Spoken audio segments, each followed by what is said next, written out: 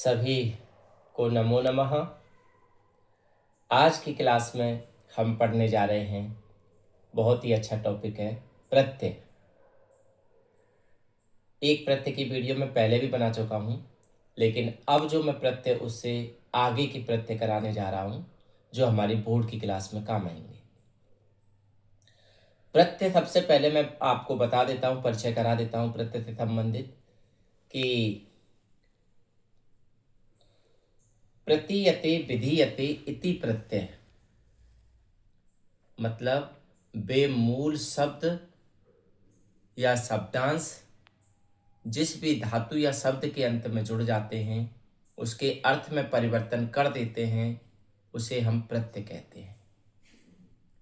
कहने का मतलब कोई मूल शब्द या कोई धातु, उसके बाद में यदि कोई प्रत्यय जुड़ता है, मूल शब्द या शब्दांश, उसको हम प्रत्यय कहते हैं, जो उसके अर्थ में परिवर्तन कर देता है। अर्थपूर्ण शब्द बनाने के लिए प्रत्यय का प्रयोग किया जाता है। साधारण रूप में प्रत्यय व्याकरण, संस्कृत व्याकरण के अंदर 5 प्रत्यय होते हैं। एक प्रत्यय होता है कृदंत प्रत्यय, दूसरा होता है तद्धित प्रत्यय, तीसरा होता है स्त्री प्रत्यय, चौथा होता है धातु प्रत्यय और पांचवा होता है विभक्ति प्रत्यय। कृदंत प्रत्यय हम किसे कहते हैं?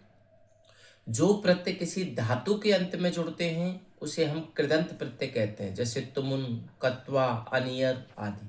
पठितुम पढ़ने के लिए पठ धातु है, धातु के पीछे जुड़ते हैं वो कृदंत कहलाते हैं या कृत प्रत्यय कहलाते हैं। उसे हम धातुज प्रत्यय भी कहते हैं क्योंकि वो धातु से बनते हैं।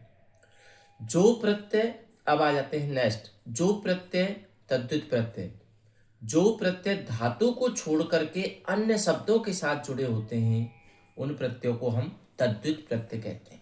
अन्य शब्दों के, धातु को छोड़ के अन्य शब्दों के साथ जुड़ते हैं, तद्धित कहलाते हैं। जैसे मतुप प्रत्यय हो गया, ठीक है, या आपका आगे भी प्रत्यय जो भी होगा मैं आपको बताऊंगा।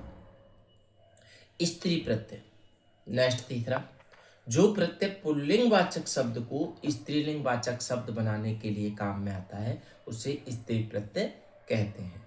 आपके इन तीनों प्रत्ययों में से ही आपका पेपर में आएगा अभी बोर्ड में। धातु और विभक्ति आपके जैसे भी ऊंचा लेवल जाता है, सु औजा सम औजस, ये धातु रूप चलते उसके शब्दों के साथ जोड़े जाते हैं। तेप तस झी ये धातु के साथ में जुड़े जाते हैं। कुल मिलाकर के इस तरह से 5 होते हैं। तो आइए हम पढ़ते हैं। आज हम पढ़ेंगे तल प्रत्यय, त्व प्रत्यय, मतुप प्रत्यय और टाप प्रत्यय। इन 4 प्रत्ययों का हम बहुत ही अच्छे से अध्ययन करेंगे, ठीक है। आइए देखते हैं। ये हमारा प्रत्यय के प्रकार है। कृदंत कृत प्रत्यय धातु जो धातु के अंत में जुड़ते हैं, तद्धित जो अन्य शब्दों के साथ जोड़े जाते हैं जैसे मतुप आदि, स्त्री प्रत्यय जो पुल्लिंग वाचक शब्दों को स्त्रीलिंग में परिवर्तित करने के लिए बनाते हैं, स्त्री प्रत्यय कहलाते हैं। धातु और विभक्ति मैंने डिटेल लिखी नहीं है, बाकी आपको। अब हम चलते हैं आगे। कत्वा, तुमुन और ल्यप प्रत्यय का प्रयोग मैंने पहले ही आपको बता दिया था। अब हम पढ़ते हैं त्व और तल प्रत्यय। ये आपका कत्वा प्रत्यय है। ये आपके इतने सारे उदाहरण कत्वा के हैं, क्या क्या परिवर्तन है इसमें। इसके बाद में हम आते हैं अब तल प्रत्यय पर। तल प्रत्यय तस्य भावस्तः तलौ, तस्य भावस्तः तलौ यानी भाववाचक संज्ञा बनाने के लिए ये प्रत्यय प्रयोग किए जाते हैं। त्व और तल प्रत्यय दोनों प्रत्ययों का प्रयोग भाववाचक संज्ञा बनाने के लिए प्रयोग में किया जाता है।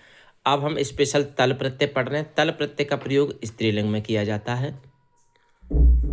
तल प्रत्यय में तल के स्थान पर ता का प्रयोग किया जाता है। याद रखना, केवल तल के स्थान पर ता। ये मूल शब्द जैसे एक, और इसमें तल प्रत्यय जोड़ेंगे तो प्रत्यांत रूप बनेगा हमारा एकता। देव के साथ तल जोड़ेंगे देवता, जन के पास तल जोड़ेंगे जनता। इसी तरह से ये आपका त्व प्रत्यय, त्व प्रत्यय में संज्ञा शब्द से भाववाचक अर्थ में त्व प्रत्यय, जैसे हम तल का प्रयोग करते हैं वैसे ही त्व प्रत्यय से बने शब्द सदैव नपुंसक लिंग में होते हैं। याद रखना, तल प्रत्यय सदैव स्त्रीलिंग में होते हैं और त्व प्रत्यय सदैव नपुंसक लिंग में होते हैं। त्व प्रत्यय जोड़े जाने पर शब्द के साथ बिना परिवर्तन किए त्वम शब्द जोड़ देते हैं, त्वम जोड़ देंगे।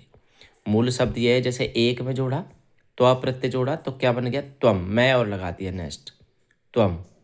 देव प्लस त्वा देवत्वम, मनुष्य प्लस त्वा मनुष्यत्वम, मम प्लस त्वा ममत्वम, जड़ प्लस त्वा जड़त्वम, जन प्लस त्वा जनत्वम, महत प्लस त्वा महत्वम। इस प्रकार से ये त्व तल और त्वा प्रत्यय जुड़ता है।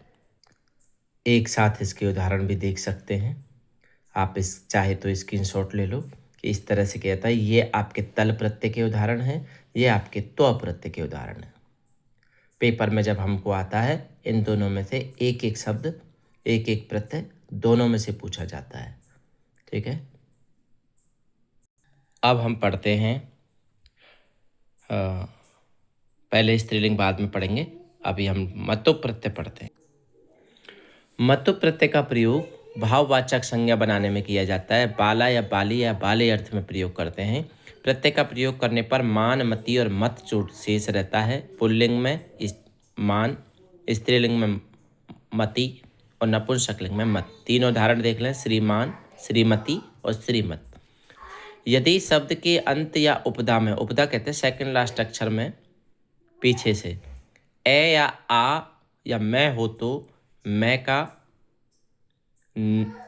का वह हो जाता है। यानी जैसे मान है तो बान हो जाएगा। बान, बत्ती और बत क्रम से लगाते हैं, जैसे धनवान, धनवती और धनवती। याद रखना केवल शब्द के अंत में, जैसे धन में न में ए है, ठीक है, ए या आ की मात्रा हो या मैं हो। और उदाहरण देखें आप, ज्ञान प्लस मतुप ज्ञानवान, क्योंकि ए सब में ए या आ की मात्रा है। ठीक है, हम माला तक, तो इसमें ज्ञानवान, ज्ञानवती, ज्ञानवत, बलवान, बलवती, बलवत, गुणवान, गुणवती, गुणवत, विद्यावान, विद्यावती, विद्यावत, मालावान, मालावती, मालावत। अब आते हैं हम शक्ति। शक्ति में अंत में किसकी मात्रा आ रही है? ई की। यदि मतु प्रत्यय जोड़ेंगे तो शक्तिमान, शक्तिमती, शक्तिमत। याद रखना, लक्ष्मीमान, लक्ष्मीमती, लक्ष्मीवत, बुद्धिमान, बुद्धिमती, बुद्धिमत, किम्बान, किम्बती, किम्बत। मैं आ रहा है तो वहाँ भी वह हो जाएगा। गो है तो गोमान, गोमती, गोमत। इस तरह से हमारे उदाहरण चलते हैं।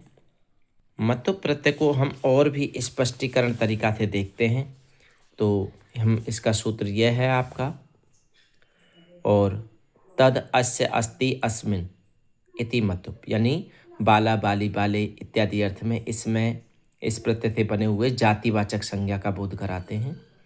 जैसे वहाँ भाववाचक कराई थी, यहाँ जातिवाचक। और जातिवाचक संज्ञा का प्रयोग कर्ता कारक के रूप में किया जाता है। इस प्रत्यय से बने हुए शब्द हिंदी ग्रहण करने, बाला, बाली, बाले, ये मैंने आपको बता चुका हूँ। क्या जुड़ता है अंत में?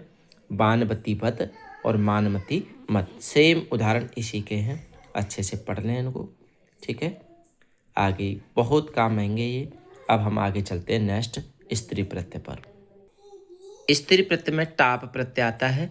पुल्लिंग शब्दों के अंत में, पुल्लिंग शब्द को स्त्रीलिंग में परिवर्तन के लिए टाप प्रत्यय लगाए जाते हैं। शब्द में अकारांत ए या आ से अंत वाला होना चाहिए। इस प्रत्यय का आ शेष रहता है। टा का टैप की भी संज्ञा हो जाती है, पै की संज्ञा होती है, दोनों का लोप होकर के आ बचता है। अज प्लस टाप अजा, अश्व प्लस टाप अस्वा, केवल आ की मात्रा जोड़ दी है इनमें सब में। आप देख सकते हैं बाल प्लस टाप बाला। याद रखना, नोट डाल रखा है स्पेशल। यदि शब्द के अंत में अक है तो इका, अक प्रत्यय है तो, और टाप लगाते तो बालक, बालिका, ई की मात्रा एक्स्ट्रा आ जाती है। बालिका, मूषक, मूषिका, एड़क, एडिका। और भी देखें इसके उदाहरण।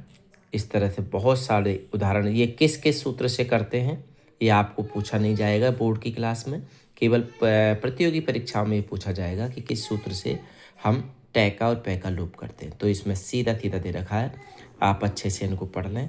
इन शब्दों को भी पढ़ लें कि कहाँ कहाँ टाप विशेष रूप से इन शब्दों का प्रयोग होने पर किया जाता है। ठीक है, इसका भी पढ़ लें अच्छे से, स्क्रीनशॉट लेके रख लें, अच्छे से पढ़ें। कोई समस्या आए तो फिर से पूछें। ये देखिए और कहाँ कहाँ प्रयोग किया जाता है, ये बड़ी क्लासों के लिए है। हमें केवल छोटी क्लासों में अभी आगे थोड़ा केवल ए या आ का ही प्रयोग करना है, आ का प्रयोग। इसके बाद में हम आगे चलते हैं। ये बड़ी क्लास में, छोटी क्लासों में, बोर्ड क्लास तक केवल यहीं तक आता है। तो इन सभी शब्दों को हम अच्छे से पढ़ लें। अब एक प्रत्यय और पढ़ेंगे हम, नीप प्रत्यय। नीप प्रत्यय ऋन्नेभ्यो नीप सूत्र है ये। ऋकारांत और नकारात्मक नहीं, नकारांत जिसके अंत में न है, शब्दों को स्त्रीवाचक रूप बनाने के लिए नीप प्रत्यय को जोड़ा जाता है। और नीप प्रत्यय में केवल ई शेष रहता है। इन सूत्रों से इसको लोप कर देते हैं, केवल ई बचता है। जैसे कर्तरी, ऋकारांत है और नकारांत है। कर्तरी प्लस नीप कर्तरी बन गया। रै का त्रय बन गया, इसका तय और रै मिल करके ई की मात्रा लग गई इसमें। दात्री, बक्त्री, दंडिन तो दंडिनी, तपस्विन तपस्विनी, पयस्विन पयस्विनी, नेत्री, क्रोष्ट्री, विधात्री, तेजस्विनी, मायाविनी और मेधाविनी। मेधाविनी प्लस नहीं मेधाविनी।